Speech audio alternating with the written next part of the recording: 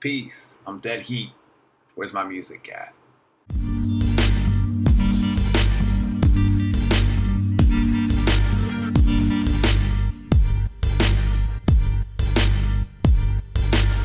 For my last video that I made, when I was talking about how I made $800 in 1 week, just from selling beats and shit, a lot of you guys started hitting me up on Instagram or on here, and I try to help as best I can, but I basically want to make this video to build on those things that I was talking about last time.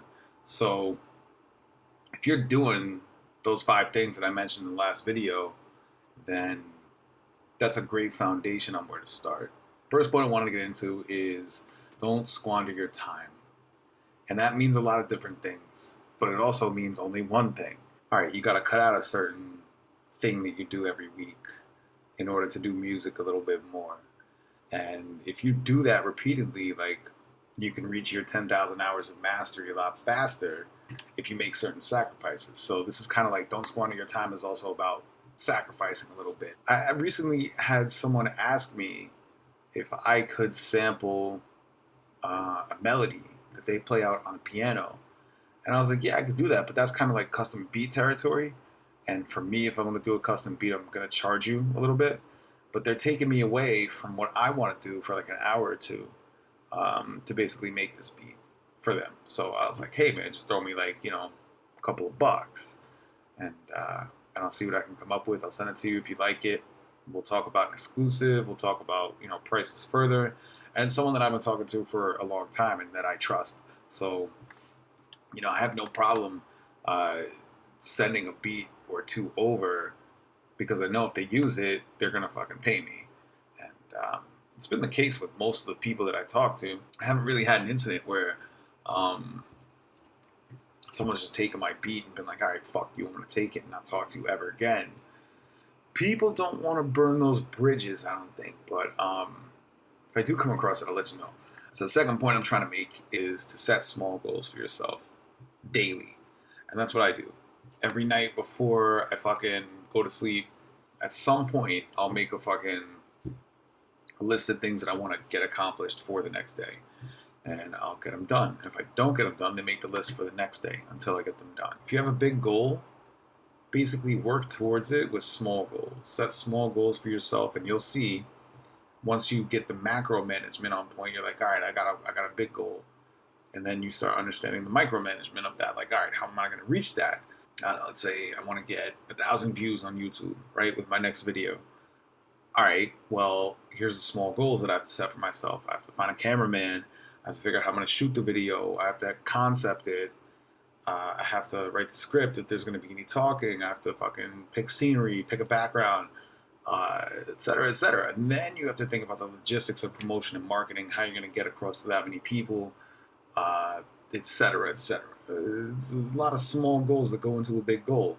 So, you'll start to realize that if you haven't been already doing that real fast.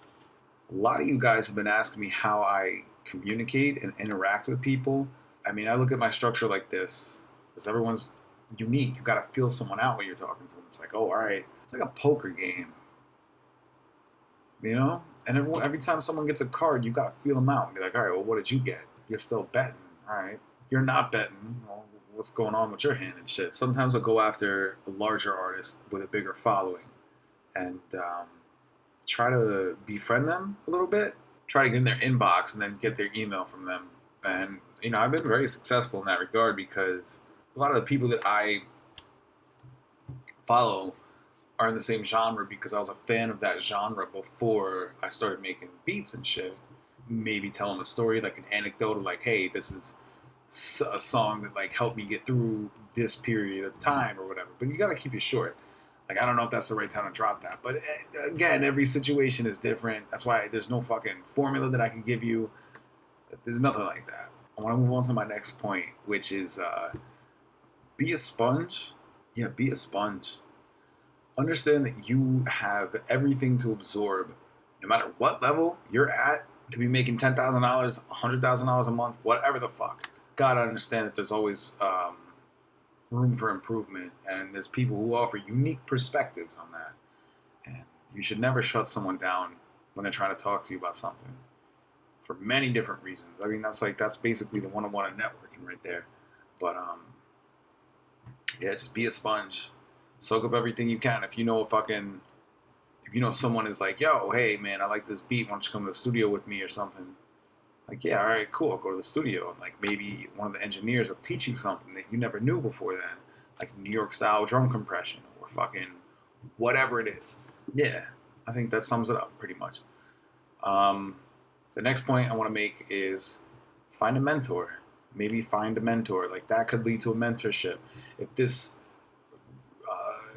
engineer was like, hey man, I want to teach you New York style compression while you're sitting here waiting for this artist to record, or monitoring the board, and you guys can have a personal conversation. Like you gotta understand that like you can take advantage of those situations and be very personable to someone, in person and also online too. Like that's from the previous point too, building on how I interact with people. There was this artist that me and my boy ended up doing a show with him, and I had been a fan of this person for like 20 years. 20 years. This happened recently, and came up on his shit, and like I was like, yo, this is crazy that like we get to do a show with him, and hit him up before the show, and I was like, yo, I have something that's pretty special to me that I want to give to you. And basically you can kind of see one right over here, Bob Marley print, and I got them from the photographer that traveled with Marley in the 70s, and there's like way too many of them because she just kept giving them to me, because that's another connection that I built over time, and that wasn't even through music, that was through like my old job. She ended up giving me a whole bunch of like pictures from her private collection that she ends up charging a whole bunch of money for, and I took one off my wall, and I was like, you know what? I want to give this to this artist because he has the same affinity for Bob Marley that I do.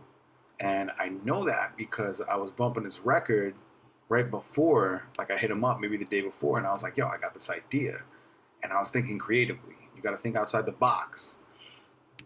And I was like, all right, well, I'm listening to this record, and all of a sudden, a Bob Marley interview comes on. I heard that interview. What I did was I hit him up on Instagram, and I was like, yo, I got something special for you. It's real special to me because someone gave it to me, and it's special for that reason. But I have a few of them, so I wanted to do something nice for you because you've been a hell of an influence on me in terms of hip hop, and in terms of my career, and an inspiration to keep going and doing what I love, even though I've never met you before. And I took a picture of the Bob Marley thing, and I was like, yo, I know you love Bob Marley the way that I loved his music, and like loved who he was as a person and his philosophy on life. And I wanted to give this to you. So I'm going to bring it to the show. You just let me know if you want it. And he responded, and he's like, yo, yeah, definitely bring that. I appreciate that, man. That's really cool of you. And he opened up to me. So I do that. I tell him like, yo, I meet him in person. I'm like, yo, what's up, man? Give him a couple daps. And I'm like, here's the thing, man. Take it home with you. Give it a good place. Like, put it on the wall, and just remember that there's good people left, And he really appreciated that.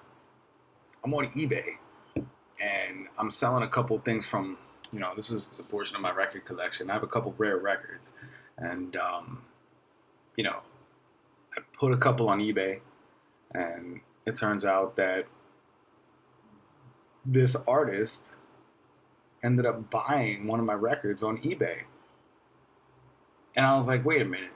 And I looked at his name, and I was like, that's that dude's real name. Holy shit. And I hit him up on Instagram, and I was like, yo, did you just buy my Alchemist record on eBay? He's like, yeah, I guess I did, didn't I?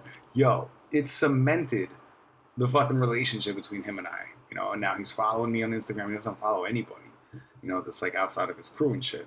to me, it was a very serendipitous moment that if I didn't give him the Marley before, like, I don't know, and I emptied my face out at him, and I was like, yo, dude, I gotta work with you, shit like this, like, I had that opportunity because I had him, I had him there, like on Instagram, like, and we were talking back and forth, and we were having like consistent conversation shit, so that opened up a door for me. And that's a really interesting fucking turn of events, and that's not the only unique thing that's happened to me.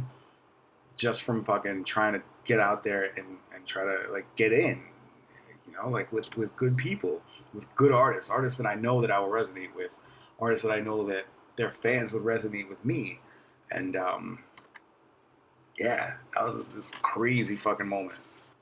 All right, another point that I want to talk about is check your measurable shit. Like, you have analytics on YouTube that you could look at. You can see your demographics basically over time and like see, all right, this people that I'm attracted are like, 18 to 24 year olds, or like mostly males, or like mostly females, or like whatever. So check your measurable shit. All of it. There's analytics everywhere. You can talk about analytics on your website, because if you get a WordPress website, it tells you your traffic. It tells you your fucking plays on your player. There's a bunch of shit, man. And you gotta dissect it. Dissect that shit. Up and down, left and right, like a frog in fucking high school chemistry class. Was that chemistry class? I don't even know. I didn't really go. I didn't really go to school that much. Until I was older. So, alright, my last point. Anytime you want someone to do something for you, be a really polite pain in the ass. What I mean by that is, it's like when you talk to a girl, like, find common ground that you can talk about. You find certain things that you can identify with and talk about with her to help break the ice. It's like, it's the same thing with interacting with people. It's like, all right, well, you have a project coming up. If you need any beats, let me know. Like, I could hook it up. If you get a couple, something like that. And you're just reminding the person, A, that you still exist, and B, that, you're interested in working still and you're trying to work out a deal with them. Because you want your beats in their hands. Like, that's how it's got to come across. So basically, you got to offer support in that sense and be like, hey, like, you got another project coming up after this too. Like, you're done with this one, but hey, maybe keep me in mind because, I'll help you out, etc., etc. And if it's someone you really believe in, you could like repost their shit. And if you got a good fan base, like, people will really appreciate that. And you'll probably have a fucking customer for life as long as you're making beats. There's just different levels of shit that, like, when people interact with you to a certain extent, you have to reward them. And when I reward people, it's fucking tenfold. It's usually, as best I can, tenfold. Oh, you want that exclusive? All right, I'll cut the price in half from the last time we did it. All right? And then, like, once you're building that relationship and you're like, your stock is going to start slowly going up. Once your stock goes up, you can keep them around the same price that you were asking at before. And now other people are paying a little bit more. But that person's like, and you're fostering the relationship. It's like when a business has certain clients that have been fucking with them for like years. Like, all right, well, Professor fucking Frank was a client, for like 20 years. And we just had another price increase on fucking whatever he's buying, 3M tape. We give him a certain discount, let's say, on that. And that's okay. That's very okay. Because that professor will come back to you the next time, and the next time, and the next time. And yeah, if you're giving discounts all the time, they're going to expect that discount each time, but shit, a little money is better than no money, right? Think about it like that. You want to keep that person happy. I think that's all I really got for you guys right now. I hope it's helped. Yeah, so until next time, I'm Dead Heat. I'll come up with some other shit for you guys, but, do all the good shit for me. Drop a like, a comment, subscribe to my channel. I'm going to have more videos like this, plus more instrumentals coming. I've only just begun. I'm fucking 33 years old, and I've only just begun. How crazy is that? 20 years I've been fucking doing this, but yo, I've only just started. Dead Heat. I'll see you guys soon. Peace.